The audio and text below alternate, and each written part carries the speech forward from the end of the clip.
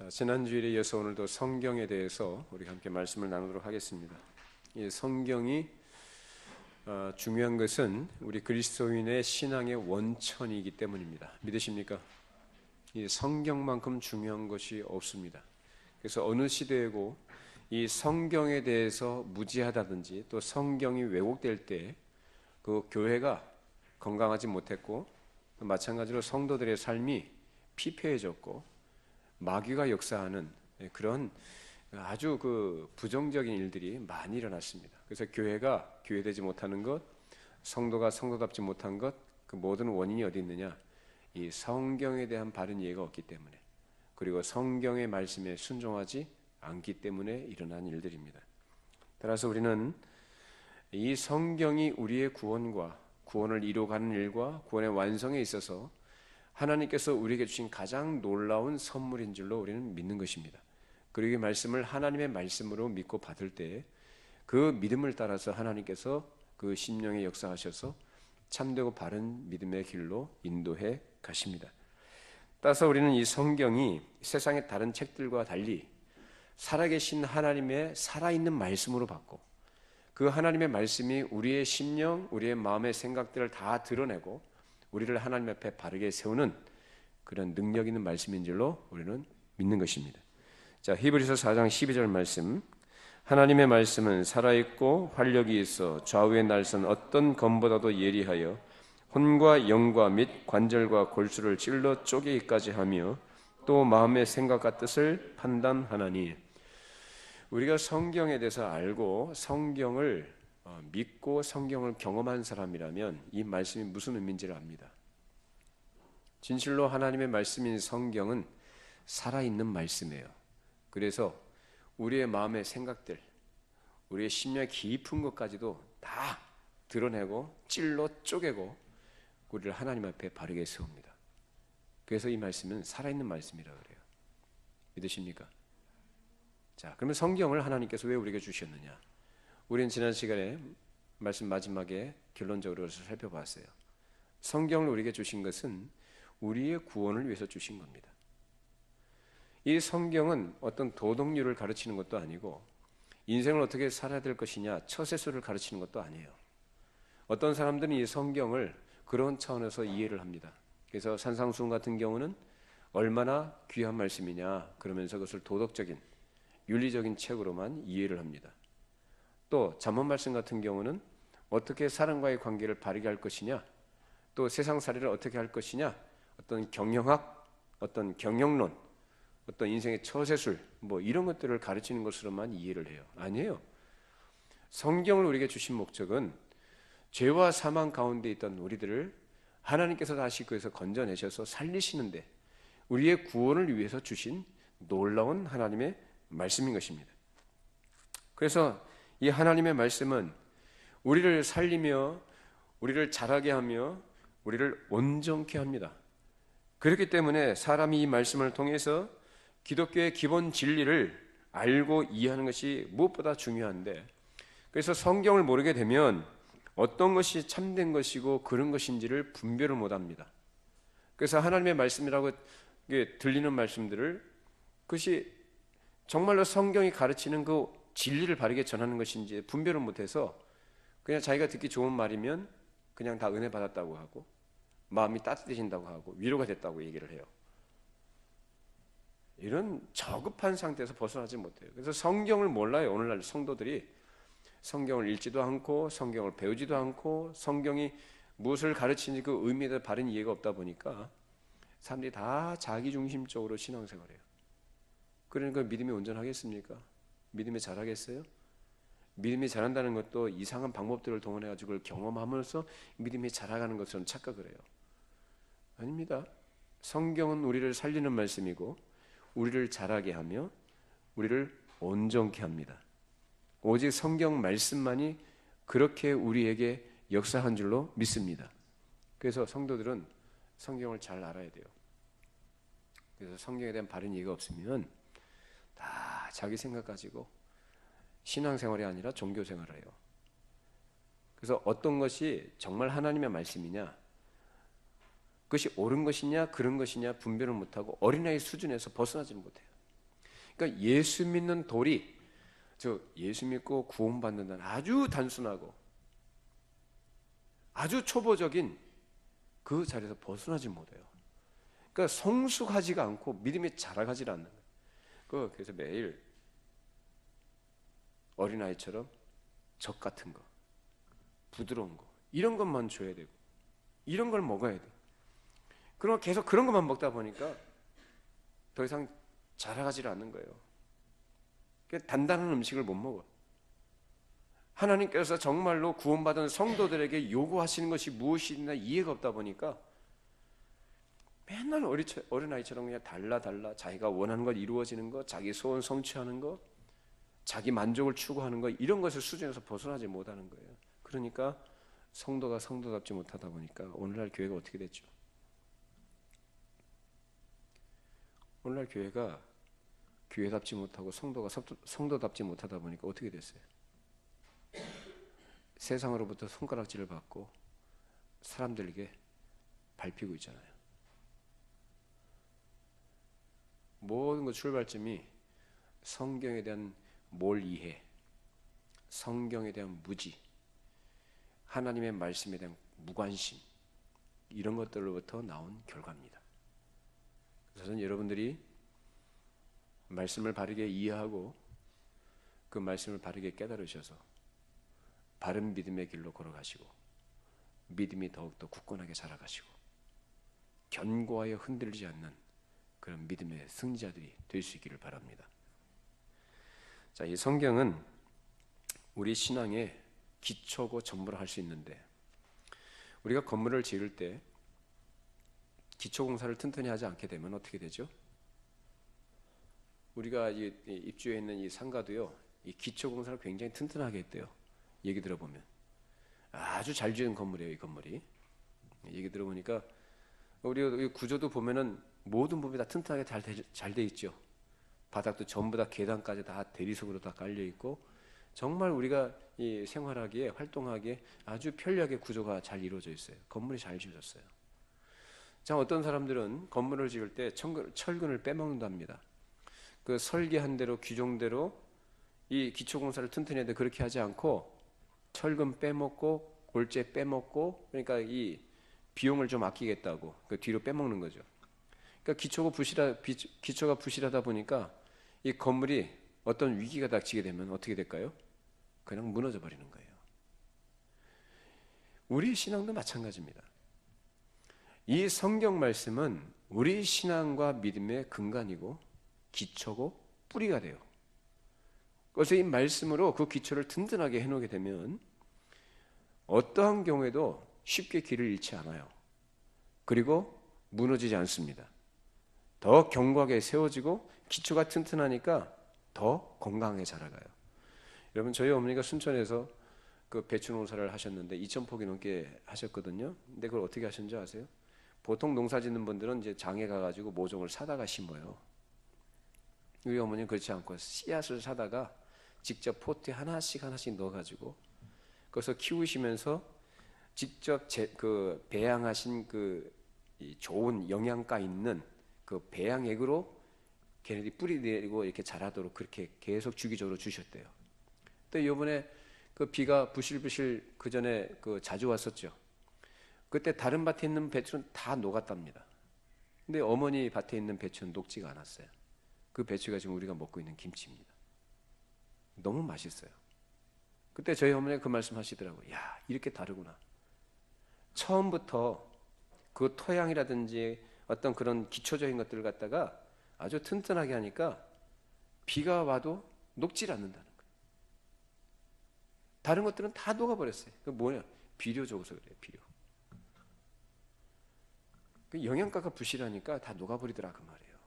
여러분, 성경은요 우리 신앙과 믿음의 기초고 뿌리입니다. 우리의 골격을 세워주는 아주 중요한 지지 역할을 하는 것이 바로 이 성경이에요. 우리의 살을 채워주는 것이 성경이에요. 믿으십니까? 그래서 이 성경을 여러분이 바르게 이해하고 바르게 하나님의 뜻을 분별하셔서 그 믿음의 길로, 복된 길로 우리 모두가 걸어가야 될 줄로 믿습니다. 성경은 하나님께서 자신의 말씀에 대해서 어떻게 생각하시는지를 말해줘요. 자신의 말씀에 대한 하나님의 생각은 권위, 명료성, 필요성, 충분성이란 4개의 범주로 나누어서 얘기할 수가 있겠습니다. 자, 먼저 첫 번째 성경의 권위에 대해서 살펴봅니다. 성경은 성경 그 자체로 권위를 갖습니다. 누구의 동의를 구하거나 지지를 받아서도 아니고 받을 필요도 없습니다. 성경에 있는 모든 말씀은 하나님의 말씀입니다. 그렇기 때문에 하나님의 말씀을 믿지 않는 사람은, 또 하나님의 말씀을 순종하지 않는 사람은 누구를 순종하지 않는 거예요? 하나님을 믿지 않는다는 것이고 하나님의 말씀에 순종하지 않는다는 거예요. 이 문제에 대해서 구약 성경의 여러 곳에서, 지난주에 잠깐 제가 예를 들어서 언급을 했듯이, 예를 들자면 출애굽 같은 경우도 각 장에 맨 처음에 시작되는 말씀이 뭐냐면 하나님이 이르시되요. 옛날 개역 한글판에는 하나님께서 가라사대, 여호와께서 가라사대, 가라사대, 가라사대, 계속해서 이것으로 시작을 해요. 그 말씀 무슨 말씀일까요? 여호와께서 가라사대, 하나님이 말씀하시되 라는 것은 그 뒤에 이어져 나가는 모든 말씀에 대해서 그 듣는 자들이, 말씀을 받는 자들이 어떻게 된다는 얘기예요? 절대적으로 순종해야 된다는 거예요. 하나님께서 왜 말씀하시겠어요? 우리로 하여금 그 말씀을 듣고 순종하도록 하기 위해서 말씀하신 거 아닙니까? 그렇죠? 이처럼 하나님의 말씀은 그 자체로서 권위가 있는 거예요. 누가 권위를 부여한 게 아니에요. 하나님께서 이것이 바로 내가 말한 내 말씀이다라고 주장하십니다.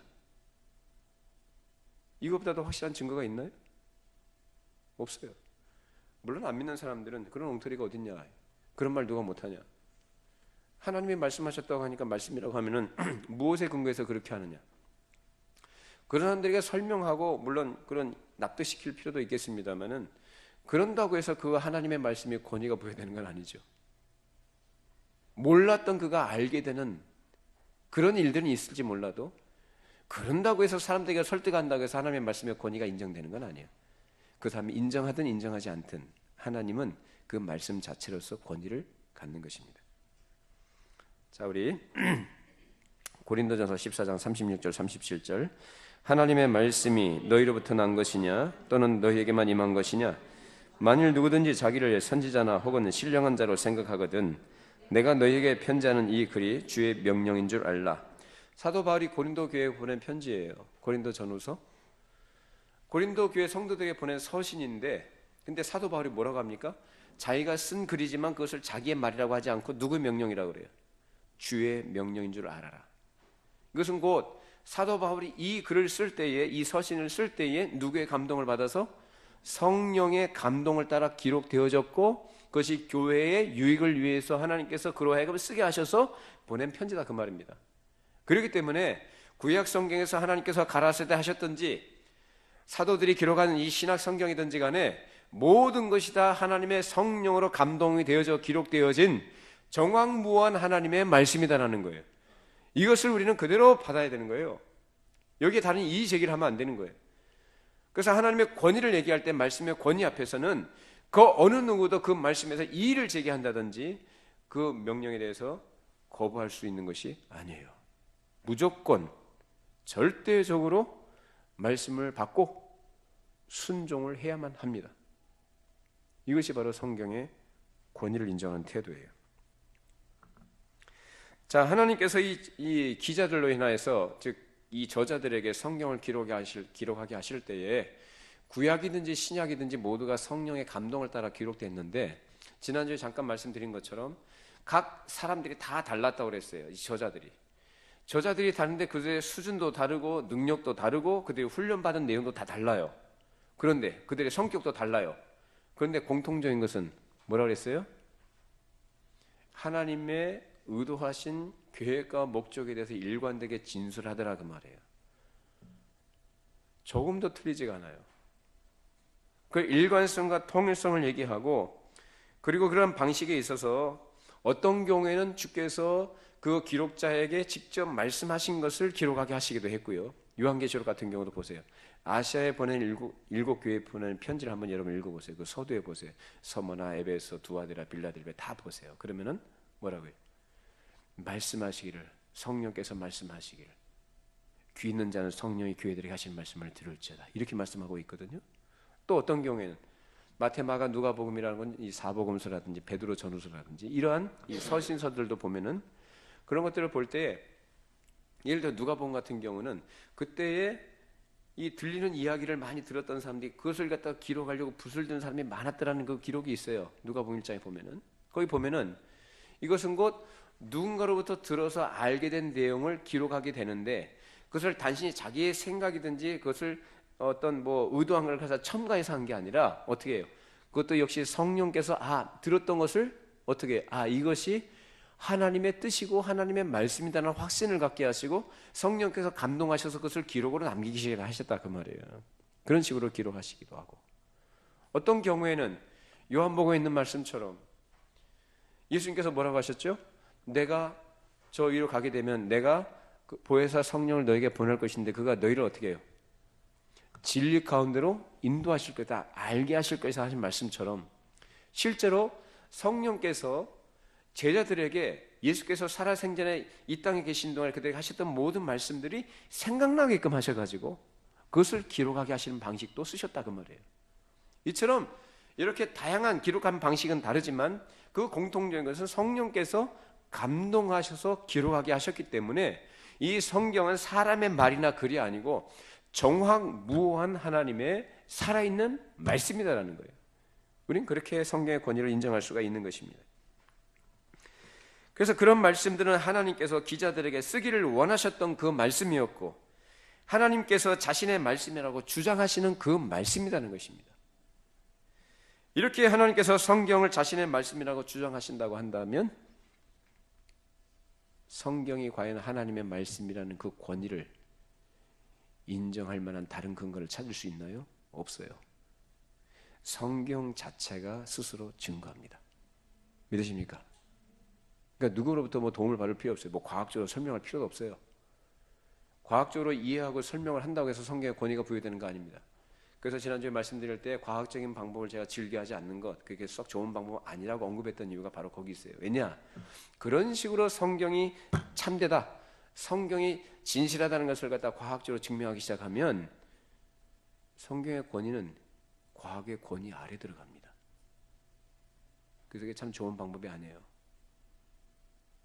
자칫 잘못하면 그 위험한 방법이 될 수 있습니다. 그러니까 자꾸 과학적으로 밝혀진 거, 역사적으로 밝혀진 걸 가지고 성경이 그렇구나라고 확인하려고 하면 안 되는 거예요. 그냥 참고 정도만 하세요. 참고 정도만. 하나님은 하나님의 말씀이 말씀이다라고 주장하셨고 우리에게 가르치십니다. 그 말씀 자체의 권위를 여러분이 인정하셔야 하는 것입니다. 그래서 이 성경의 주장만이 한 개인의 마음 속에서 성령의 역사를 통해서 인격적 확신을 갖게 되는 거예요. 그래서 성령께서는 성경을 읽는 사람들을 어떻게 하시냐? 변화시키십니다. 여러분이 잘 알고 있는 성 어거스틴 같은 경우도 어떻게 했습니까?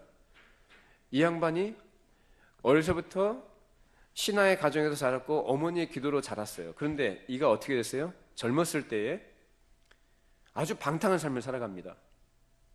젊었을 때 한때는 또 만이교란 이단에 빠져가지고 이상한 데에 심취해가지고 살아가요. 술과 향락에 심취해가지고 완전히 방탕한 삶을 살아가다가 나중에 그가 어떤 말씀, 로마서 말씀을 듣고 읽고 그것으로 변화가 됩니다. 그리고 방탕한 삶을 청산해요. 나는 죽었다. 난 이제 다시 살아난 사람이다. 그렇게 고백을 합니다. 나중에 그 어머니 모니카가 그러잖아요. 임종을 앞두고 하나님께 감사 기도 드리죠. 하나님 감사합니다. 제 기도를 응답해 주셨군요. 그러니까 이 성 어거스틴이 변화된 것은 다른 사람의 권위에서 변화된 게 아니고 무엇을 통해서? 하나님의 말씀을 통해서. 오늘날도 교도소에 많은 분들이 계신데 그분들 가운데는요, 이 성경을 읽음으로써 변화된 사람들이 상당히 많이 있습니다. 말 그대로 성경 읽고 변화돼서 개과천선하는 사람들이 많아요. 이처럼 성경은 단순한 도덕률을 가르치는 책이 아니라 그 사람을 완전히 새롭게 변화시키시는 살아계신 하나님의 말씀인 것입니다. 그래서 사람들은 성경 읽는 것을 통해서 성경 말씀이 곧 하나님 자신의 말씀이라는 사실을 믿는 것이죠. 자, 요한복음 10장 27절 말씀. 내 양은 내 음성을 들으며 나는 그들을 알며 그들은 나를 따르느니라. 자, 예수님께서 말씀하셨어요. 하나님의 백성들은, 즉 내 양은 누구를 안다고 그래요? 나를 알고 내 말을 듣고 나를 따른다. 하나님의 백성들은요, 하나님의 말씀으로 알아요. 그리고 말씀이 선포되면 그 말씀을 믿어요. 그리고 그 길을 따라가요. 자, 이처럼 성령의 역사를 따라서 그 마음이 그렇게 감동이 되어서 이렇게 따라가게 되는 것인데, 하나님의 말씀을 듣고 나서, 설교를 듣고 나서 또는 말씀을 읽고 나서 자기가 똑똑해서 지혜로워서 이성적인 판단으로 말씀의 길을 걸어가는 게 아니라 그 말이에요. 성령께서 이 말씀을 기록하게 하셔서 감동하셨듯이 말씀을 읽는 사람들 마음속에 성령께서 감화하셔서 그 말씀이 과연 하나님의 말씀을 믿게 하시고 그 말씀을 요지부동 따라가는 올곧은 믿음을 주시더라 그 말입니다. 그래서 여러분들이 하나님의 말씀을 듣고 따라간다면 여러분들은 하나님의 백성들임이 증거되는 거예요. 하나님의 백성이 아닌 자들은 말씀을 안 들어요. 말씀을 듣는다고 해도 말씀을 안 따라가요. 왜? 그것이 하나님의 말씀으로 인정이 안 되니까. 이 분명한 증거가 되는 거죠. 하나님의 말씀은 세상의 다른 많은 진리라고 주장하는 것들을 검증할 수 있는 최종적인 척도입니다. 그러므로 성경과 일치하는 것은 뭘까요? 참이고, 성경과 일치하지 않는 것은 참이 될 수 없는 거죠. 자, 새롭게 발견되는 과학적 사실들이 있고 또 역사적인 사실들도 있어요. 딱 고고학자들이 옛날 고대 근동에 있었던 유물들이든지 어떤 그 유적지를 갖다 이렇게 발굴을 하잖아요. 거기서 나오는 것 여러 가지 증거물들이 있거든요. 그걸 가지고 성경이 사실이라는 것을 증거하기도 하고 또 새롭게 발견되는 과학적 사실들로 인해서 성경이 과연 진짜구나라는 것을 알려주기도 해요. 자, 그러나 성경은 과학이 증명한다고 성경이 성경되는 게 아니고 성경은 그 자체로 증거한다고 했습니다. 자, 그렇다고 한다면 새롭게 발견되는 과학적 사실과 역사적 사실이 성경에 대한 우리의 해석을 재검토하게 만들 수 있는 부분들은 분명히 있지만 결코 성경과 모순되는 것들이 되지는 않는다는 거예요. 과학이 발달하면 할수록 성경이 진리임이 더욱더 분명하게 증거가 되는 것입니다. 그럼에도 성경은 우리의 모든 호기심을 풀어주지 않으며 그럴 필요도 없습니다. 말씀은 말씀으로서 충분한 줄로 믿습니다. 우리가 궁금한 게 참 많아요. 근데 성경은 우리에게 그 궁금증을 풀어주기 위해서 기록된 게 아니에요. 무엇을 위해서 기록됐다고 그랬어요? 우리의 구원을 위해서 우리에게 주신 기록된 말씀이다 라는 것입니다. 성경은 사실과 다른 그 어떤 것도 주장하지 않죠. 그래서 성경에서 사실과 모순되는 어떤 것을 주장한다면 우리가 성경을 믿을 수 있겠나요? 믿을 수가 없죠. 그러나 성경이 사실 아닌 것을 주장하지 않는다는 것을 우리는 역사를 통해서 우리는 충분히 검증됐다고 우리는 생각을 합니다. 자, 수천 년 동안 사실이 아닌 것을 성경이 주장했다고 한다면 거짓된 것은 어떻게 됐을까요? 분명히 드러났겠죠? 그러면 성경의 권위가 인정이 될까요? 인정이 안 되죠? 인정이 안 되면 믿을까요? 신뢰할까요? 신뢰 못하죠? 거기서 구원이 나올까요? 구원이 나오지 않아요. 근데요, 성경은 수천 년 동안에 수없이 많은 검증을 거쳤고 성경이 주장하는 것이 사실이 아닌 것이 하나도 없습니다. 그렇기 때문에 오늘날 교회가 수많은 사람들이 이 성경이 하나님의 말씀이라고 인정하고 그 권위를 받아들이는 거예요. 만일 우리가 성경을 믿을 수 없다면 하나님도 믿을 수 없습니다. 그렇게 하나님을 믿지 못하는 사람은 곧 자기 자신을 하나님보다 더 지혜롭고 예리력이 뛰어난 사람으로, 즉 성경 위의 권위자로 자기가 자기 스스로를 높이는 거죠. 그러니까 하나님을 믿지 않는 사람들의 공통적인 특징이 뭐냐면 교만하다는 거예요. 그 사람들이 공통적으로 뭐라고 얘기하죠? 하나님은 없다. 하나님이 어디 있느냐. 그러니까 안 믿는 거 아니에요? 분명히 눈에 보이는 손에 잡히는 말씀으로 우리에게 주어졌음에도 불구하고 이 성경을 안 믿잖아요. 거부하잖아요. 그러면 하나님을 안 믿는 거예요. 그리고 자기 이해로 이 성경이 자기의 이해력을 가지고 이해가 안 되니까 못 믿겠다고 한다는 것은 그건 뭐냐면 이 성경을 기록하신 하나님, 그 하나님보다도 자기가 더 뛰어난 존재, 뛰어난 권위자라고 자기 스스로를 갖다가 높이는 거예요. 성경이 자체로 권위가 있는데 이 권위를 인정하지 않고 자기가 그 권위 위에 올라서 있는 거예요. 오늘 로마 교회가 그런 짓을 하고 있습니다. 성경의 권위보다도 교회의 전통, 교황의 권위를 더 우선시해요. 교회가 해석하는 것, 교황이 인정하는 것만이 참이고 진리예요. 그 외의 것을 인정 안 해요. 놀랍죠? 그러나 우리는 성경은 성경 자체로 권위를 가지며 모든 권위는 이 성경의 권위 아래 복종해야 되는 것을 우리는 믿는 것입니다. 그게 신앙이에요.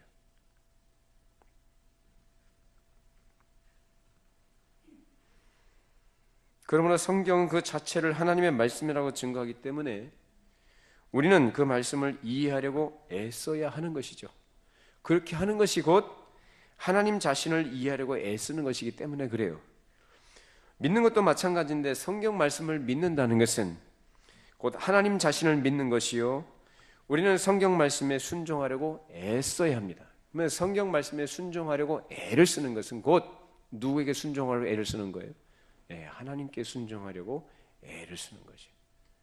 그래서 성경은 곧 하나님 자신이다.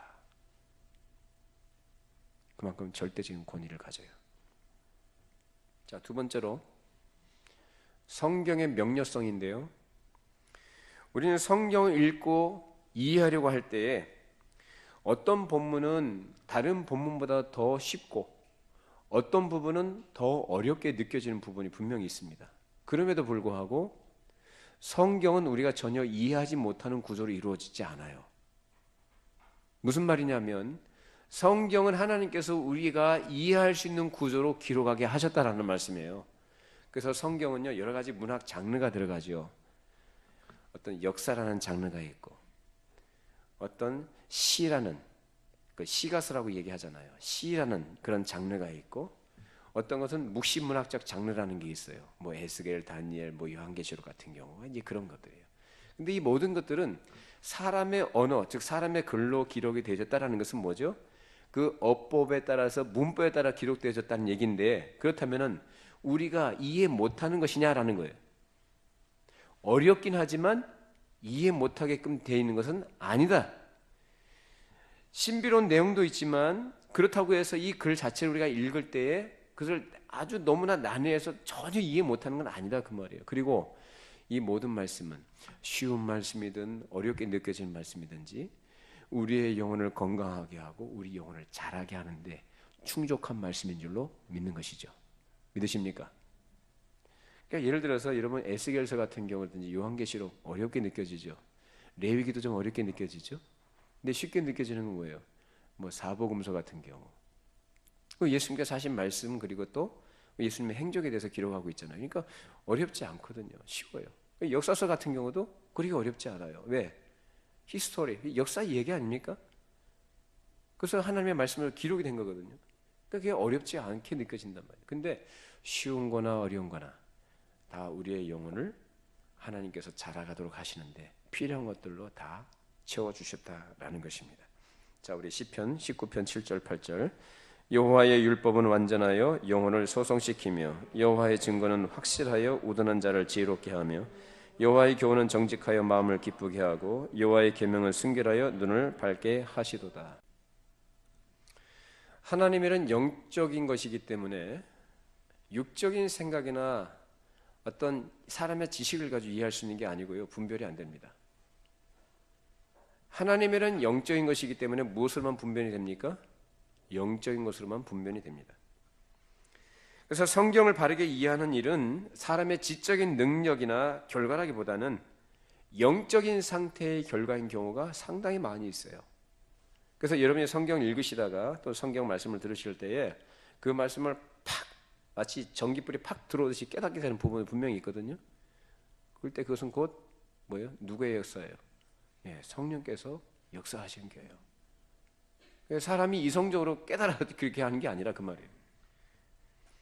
그래서 자기 스스로 똑똑하다고 생각하는 사람들은 성경이 어떻게 보일까요? 미련하게 보여요. 십자가의 도가 멸망받는 자들에게는 미련한 것이지만 구원 얻는 우리에게는 하나님의 지혜인 줄로 믿습니다. 이게 다른 거예요. 똑똑한 사람들, 그래서 자기 잘났다고 생각하는 사람들 성경 보세요. 성경을 아주 우습게 봐요. 미련하게 봐요. 그러니까 몰라요. 물론 그렇다고 해서 성경과 관계된 모든 것이 사람의 영적인 상태와 관계된 것만은 아닙니다. 많은 사람들이 예수님의 제자들처럼 그 마음이 오해하는 경우로 또는 그 마음에 미련한 것이 얽혀가지고 깨닫지 못할 수도 있고, 또 어떤 경우에는 사람들의 마음이 완고해져서 그 말씀을 이해 못하는 경우도 많이 있는 것입니다. 한편은 성경의 어떤 본문에 대한 각 사람의 견해가 다르다고 한다면 문제는 성경에 있는 것이 아니고 누구한테 있는 겁니까? 사람에게 있는 거예요. 예를 들어서 어떤 세례하는 방식에 대해서 세례에 대한 이해가 교단마다 다 다르잖아요. 우리 장로교가 다르고 침례교가 다르고 성결교가 다르잖아요. 세례 주는 방식도 다르잖아요. 그렇죠? 자, 본문은 하나인데 그 보는 관점이 해석하는 방법이 다 다르죠. 자, 그렇다면 뭐가 잘못된 거예요? 말씀이 잘못된 겁니까? 뭐가 잘못된 거예요? 사람에게 문제가 있다는 거죠.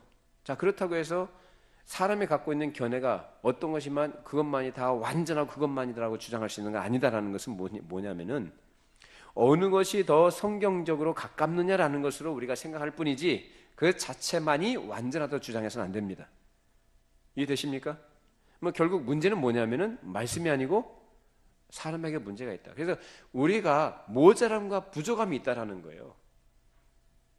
그럼 우리가 생각을 해야지 말씀이 마치 잘못된 것처럼 모순된 것처럼 이렇게 생각해서는 안 된다는 것입니다. 그런데 우리는 자신의 모자람 때문에 성경이 구체적으로 무엇을 가르치는지 제대로 이해하지 못하는 경우들이 사실 많이 있는 거 아닙니까? 그렇기 때문에 우리는 성경을 읽을 때, 그래서 제가 여러분들의 성경 읽을 때 반드시 먼저 뭐 하라고 합니까? 기도하라고 하죠. 그래서 잠깐이라도 여러분이 정말로 마음으로 하나님 앞에 간절하게 기도를 하시고 성경 읽으시라는 거예요. 왜냐하면 성경은 사람이 까만 글 읽는다고 해서 깨달아지거나 알게 되는 게 아니고 성령께서 그 마음에 감동하셔서 깨닫게 해주셔야만 알게 되는 것이고요, 그 말씀의 유익을 그 영혼이 얻게 됩니다. 그래서 간절히 사모하는 마음을 가지고 기도하는 마음을 가지고 성경을 읽고 성경을 대하시라 그 말입니다.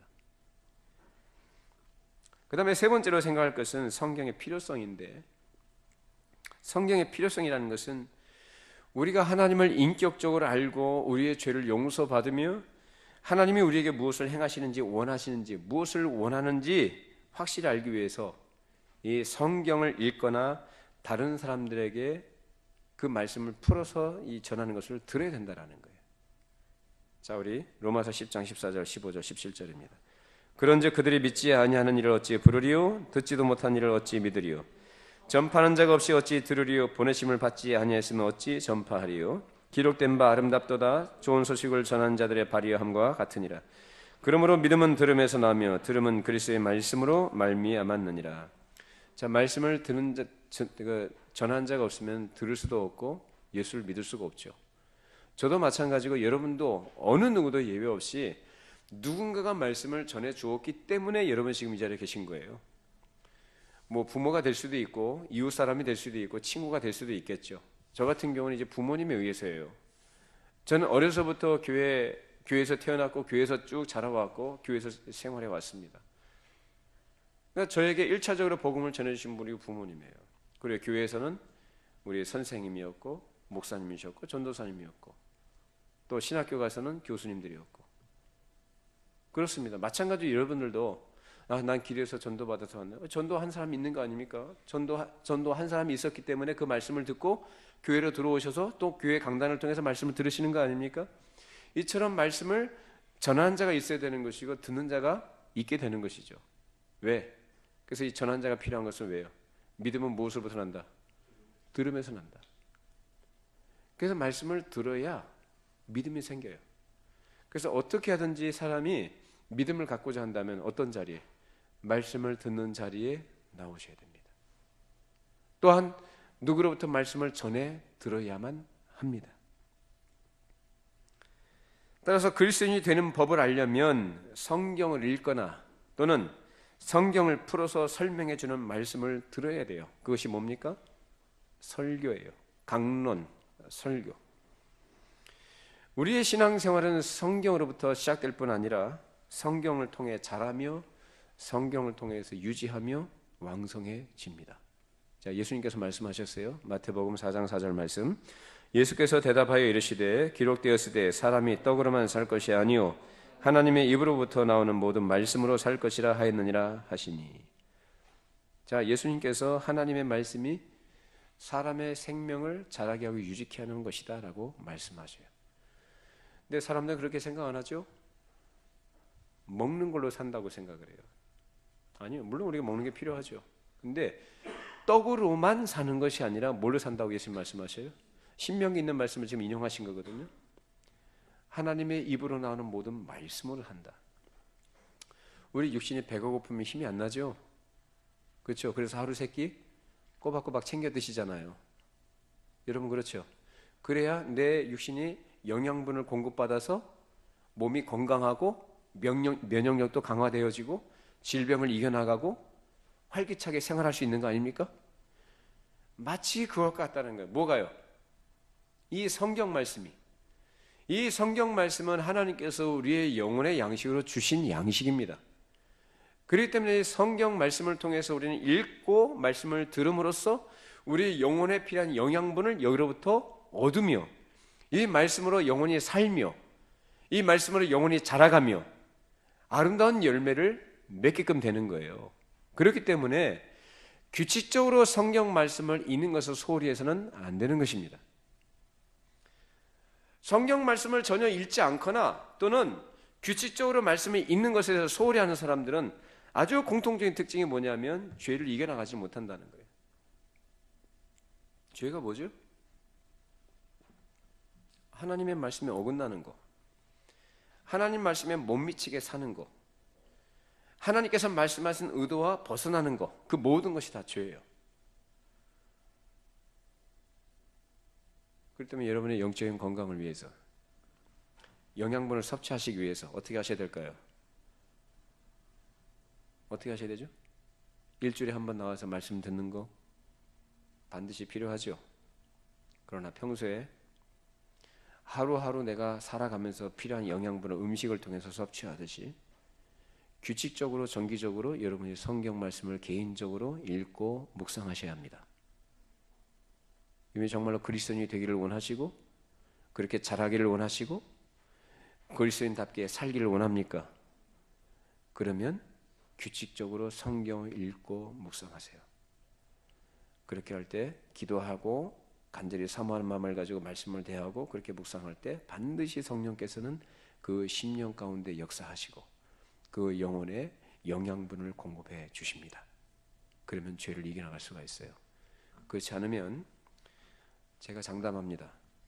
그렇지 않게 되면 면역력이, 즉 영적인 면역력이 약해져요. 영양이 부실하기 때문에. 그래서 뭐가 강해지냐면 죄의 성향이 강해지고 죄에 쉽게 넘어지고 죄에게 져요. 그리고 영적으로 온갖 질병에 시달립니다. 그래서 그런 사람들의 영적인 상태가 그런 사람들의 그 특징이 나타나는 특징들이 뭐냐면 불평하고 불만, 원망, 짜증내는 거, 스트레스 받아서 그 스스로 힘들어하고 우울증, 온갖 부정적인 것에 다 그 특징들이 나타나요. 그러나 영적으로 건강하면 우리 몸이 육신이 건강하면은 우리가 막 활기차잖아요. 엔돌핀이 나오고 막 활기차잖아요. 그런 것처럼 영적인 영양분이 공급이 되어지고 것이 제대로 영향이 주어지면은 우리 영적인 활력도 충만해진다. 그게 늘 그 활력이 있으니까 마음에 감사하고 기쁨이 있고 더 하나님을 더 사랑하는 마음으로 순종하고자 하는 마음이 막 생긴단 말이에요. 우리 모두에게 그런 은혜가 있기를 바랍니다. 그러기 위해서 어떻게 됩니까? 하나님의 말씀을 날마다 규칙적으로 정기적으로 개인적으로 읽고 또 부지런히 하나님의 말씀을 배우는 자리에 또 하나님의 말씀을 들을 수 있는 자리에 열심을 내셔야 합니다. 그렇게 하시기 바랍니다. 더 나아가 성경은 하나님의 뜻을 분명하고 확실하게 알려주는 원천이 되는데 하나님께서는 하나님의 뜻을 성경을 통해 우리에게 다 알려주셨습니다. 자, 무엇을 위해서 알려주셨을까? 자, 우리 신명기 29장 29절 감추어진 일은 우리 하나님 여호와께 속하였거니와 나타난 일은 영원히 우리와 우리 자손에게 속하였느니 이는 우리에게 이 율법의 모든 말씀을 어떻게 하기 위해서? 행하게 하기 위해서. 하나님의 뜻을 행하도록 하시기 위해서라는 거예요. 하나님의 뜻을 행한다는 것은 곧 사람이 하나님을 사랑한다는 얘기하고 똑같은 겁니다. 근데 하나님의 뜻을 행한다고 할 때 여러분 기계적으로 마지못해서 의무감에서 행하는 거 여기서 말하는 거 행함인가요? 아니에요. 하나님께서 우리에게 주신 계명은 하나님을 사랑하는 것이고 이웃을 사랑하는 거거든요. 그래서 그 하나님의 뜻을 행한다고 할 때 기본적인 전제가 뭐냐면 누구를 사랑하는 거예요? 하나님을 사랑하는 거예요. 그 하나님을 사랑하는 것이 그 뜻을 행하는 것으로 나타난다는 거예요. 그것을 가르쳐주는 것이 뭐다? 성경 말씀이다라는 거예요. 자, 요한일서 5장 2절 3절입니다. 우리가 하나님을 사랑하고 그의 계명들을 지킬 때에 이로써 우리가 하나님의 자녀를 사랑하는 줄을 아느니라. 하나님을 사랑하는 것은 이것이니 우리가 그의 계명들을 지키는 것이라. 그의 계명들은 무거운 것이 아니로다. 자, 하나님께서 이 성경을 누구한테 주셨습니까? 모든 인류에게 주셨나요?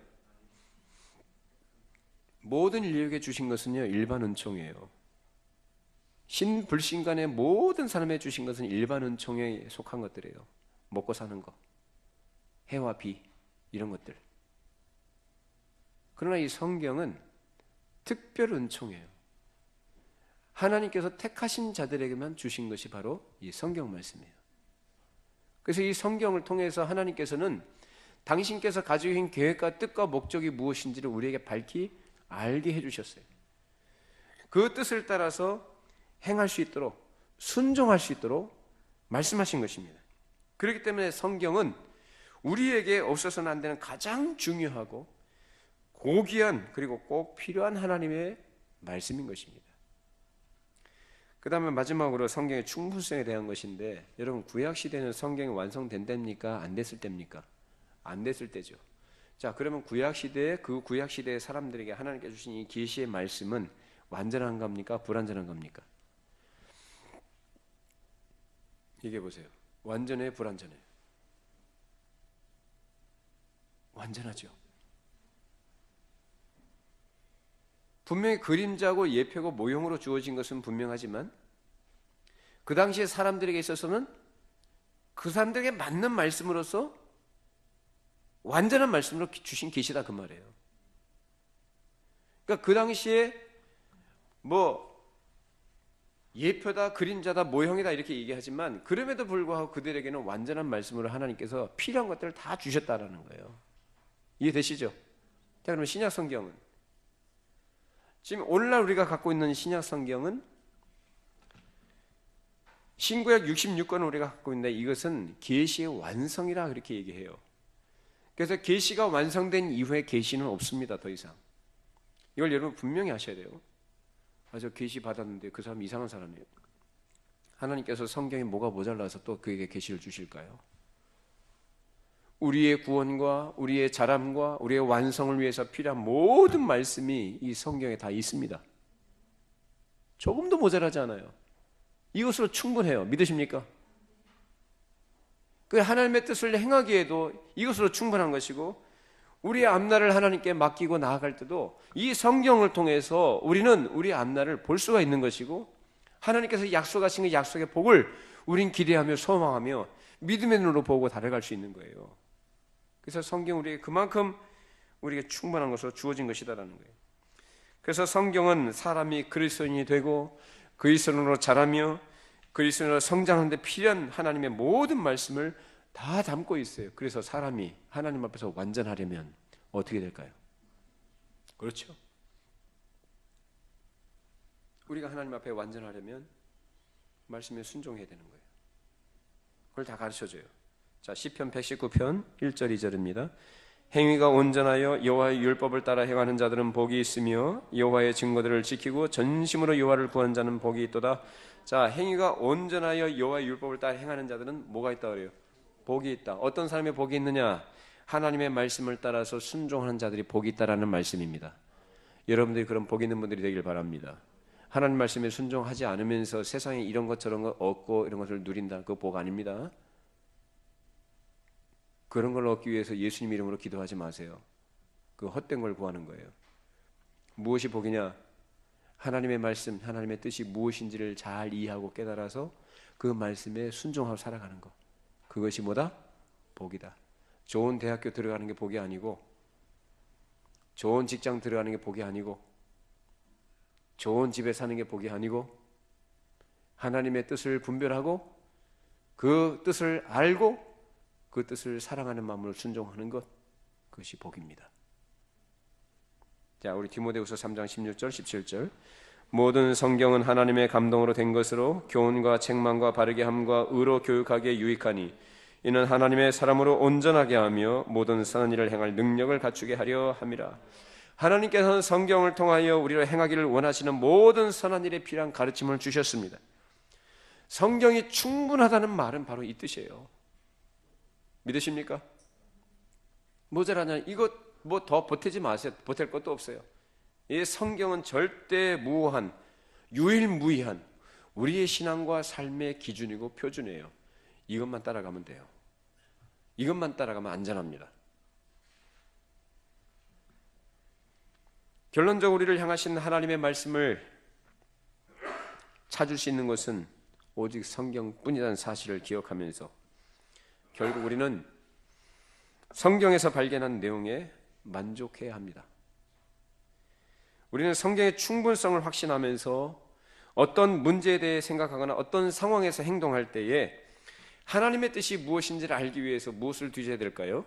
성경 말씀을 뒤져야 됩니다. 자꾸 세상에서 이 서점에 내놓은 처세술 같은 거, 인간관계를 어떻게 할 거냐 참고적으로 볼 수는 있지만 자꾸 그런 데서 답을 얻으려고 하지 마세요. 성경에 답이 다 있습니다. 이 성경을 뒤지시고 성경에서 이런 보화를 발견하시기 바랍니다. 우리는 당면한 어떤 문제나 상황에 있어서 모든 시대의 모든 사람에게 하나님께서 말씀하시고 싶은 모든 내용을 성경에서 찾을 수 있어요. 그래서 성경이 우리가 생각해낼 수 있는 모든 문제를 직접적으로 답변해 주진 않지만 모든 선한 일을 행하기에 필요한 지침들을 우리에게 제시해 줍니다. 자, 우리의 삶의 정황들이 여러 가지가 있습니다. 어떤 상황들도 여러 가지가 다양해요. 근데 그 모든 다양한 상황들 속에서 이럴 땐 이렇게 하고 저럴 땐 저렇게 해라 성경에 구체적으로 그런 답변을 주진 않지요. 물론 특별한 지침들을 주기도 하지만은 모든 부분에 그런 거기에 맞는 것을 이래라 저래라 하지는 않잖아요. 그러나 원리에 있어서 어떻게 하는 것이 바른 것이고 어떻게 하는 것이 하나님의 뜻을 행하는 것이다라는 그 지침들, 그 원리들을 우리에게 가르쳐 주잖아요. 그렇죠? 그러니까 모자라지 않다 그거예요. 그러니까 그런 것들을 여러분들이 성경을 통해서 발견하시고 말씀을 통해서 들으시라 그 말이에요. 그럼 우리는 성경이 가는 데까지 가고 멈추는 데서 멈춰야 돼요. 성경에서 명백하게 가르치지 않았음에도 어떤 문제나 상황에서 자기 생각에 좋은 대로 판단하고 행동해서는 안 됩니다. 하나님께서 매일매일 특정한 상황에 따라 우리를 인도하실 수는 있지만 그런 인도하심이 그렇다고 모든 사람에게 똑같이 적용되는 것은 아니에요. 따라서 자기에게 특별하게 경험했던 것을 다른 사람에게 동일하게 적용하려 한다든지 강요해서는 안 됩니다. 그래서 간증이 위험한 거예요. 좋은 의미로 그것을 우리가 또 나눌 수 있지만 자칫 잘못하면 그런 간증들이 그건 자기가 경험한 거 아니에요? 그거 하나님께서 경험하게 하신 거 아니에요? 근데 그걸 가지고 하나님의 거룩하심과 능력과 그 일하심을 찬송하고 그걸로 끝나면 감사한데 근데 그걸 듣는 사람들 입장에서는 그렇지 않다는 거예요. 아, 나도 저렇게 하면 저런 경험을 할 수 있겠구나 이런 생각하지 않겠어요? 받을 만한 분들은 받으시기 바랍니다.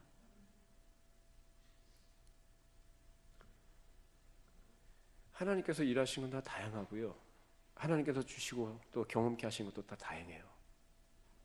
그러니까 자꾸 어떤 그런 걸 가지고 회개를 하거나 그랬다가 그렇게 하나같이 이렇게 똑같이 이렇게 정의해서 안 되는 거예요. 또한 우리가 겪는 일들에 대해서 어떤 지시나 규칙을 하나님께서 주시지 않은 문제와 상황도 있는데, 그러나 성경만으로 충분하기 때문에 성경에 자신의 생각을 덧붙여서는 안 됩니다. 예를 들면 어떤 교회는 주일 아침 이런 시간에 모이는 것이 그 교회에 적합할 수 있고요. 또 다른 교회는 그렇지 않을 수도 있죠. 예를 들면 오전 7시에 예배드리는 교회도 있고 11시에 드린 예배도 있고 오후 2시에 드린 예배도 있고 저녁 7시에 드린 교회도 있어요. 그렇죠? 그러면 어떤 교회가 그렇게 하니까 그렇게 해야 된다라고 이렇게 강제하거나 강요하면 됩니까? 성경에는 예배 시간을 주일 예배를 어떻게 하라 그런 얘기가 없어요. 각 교회의 형편에 따라서 각 교회가 또 합의하는 바에 따라서 하면 되는 거죠. 근데 그걸 가지고 회개를 하려고 한다든지 그렇게 해야만 된다고 기준을 제시한다면 그것은 곧 죄를 짓는 거죠. 무슨 죄요? 성경의 충분성을 믿지 않는 죄를 짓는 거예요.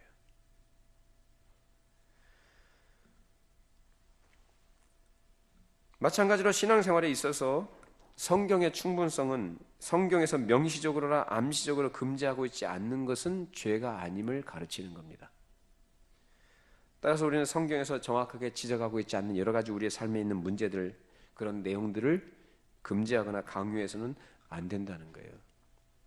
자, 예를 들면 뭐 카페인 음료를 먹느냐 마느냐, 영화관, 극장에 가야 되느냐 말아야 되느냐, 제사 음식을 먹어야 되느냐 말아야 되느냐 이런 부분들에 대해서 우리가 어떻게 이런 것들을 우리가 생각해야 될까요? 성경에 카페인에 대한 얘기가 있어요, 없어요? 없죠. 극장에 대해서 얘기합니까, 안 합니까? 안 하죠. 제사 음식에 대해서는 얘기하지만 그것을 반드시 먹어야만 된다 또는 먹지 말아야만 된다라고 얘기합니까? 모든 시대의 모든 사람들에게 똑같이 일률적으로 적용이 되지 않은 문제들이 있어요. 그렇죠? 그런 부분을 우리가 어떻게 이해하고 우리에게 적용해야 되냐라는 거예요. 자, 기준이 있습니다. 다른 형제에게 그것이 덕이 되느냐, 교회에 덕이 되느냐, 또 그것이 하나님의 영광과 기쁨이 되느냐, 이런 것들을 기준으로 해서 우리가 적용하고 실행하면 됩니다. 저것을 뭐가 가르쳐줘요? 성경이 가르쳐줘요. 그 원리를 가르쳐준다 그 말이에요. 그러니까 여러분들이 성경을 잘 아셔야 될 이유가 거기 있습니다. 이걸 모르면 이게 뭘 하고 말해야 되고 먹어야 되고 자꾸 율법을 만들어요. 신율법을 만들어서 거기에 사람을 종노릇하게 만들어요. 아주 위험한 겁니다.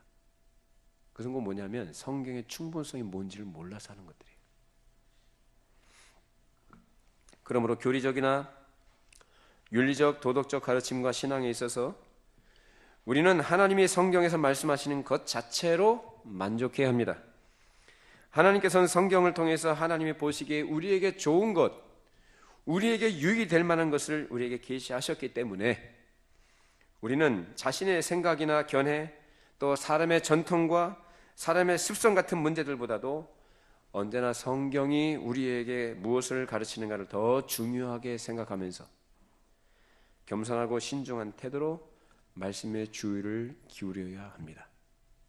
그러할 때 우리의 믿음이 아주 건전하고 건강하게 자라갈 것이며 하나님의 뜻에 합당한 자로 우리 하나님의 영광에 참여하는 사람으로 살게 될 것입니다. 저와 여러분들이 이 복된 믿음의 길을 말씀 안에서 걸어갈 수 있기를 바랍니다. 기도하겠습니다.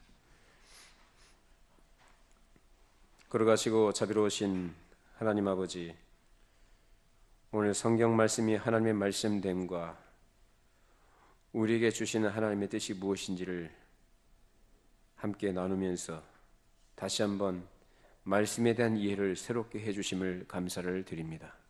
거룩하신 아버지, 참으로 저희들이 모자라고 부족한 자들이어서 때로는 우리의 미련함 때문에 하나님의 말씀을 바르게 이해하지 못하고 우리의 생각대로 살아갈 때가 너무나 많이 있는데, 앞으로 우리의 말씀, 하나님께서 우리에게 주신 말씀을 통해서 하나님의 뜻이 무엇인지를 바르게 분별하고 이해하게 하시고 그 뜻에 자기 자신을 쳐서 복종시킬 수 있는 자리까지 우리 모두가 나아가도록 성령께서 도와주시옵소서.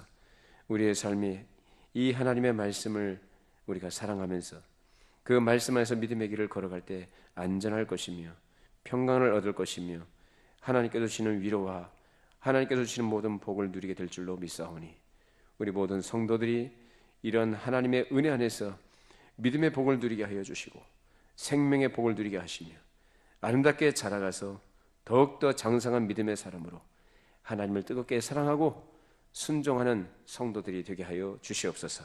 예수님의 이름으로 기도하옵나이다. 아멘.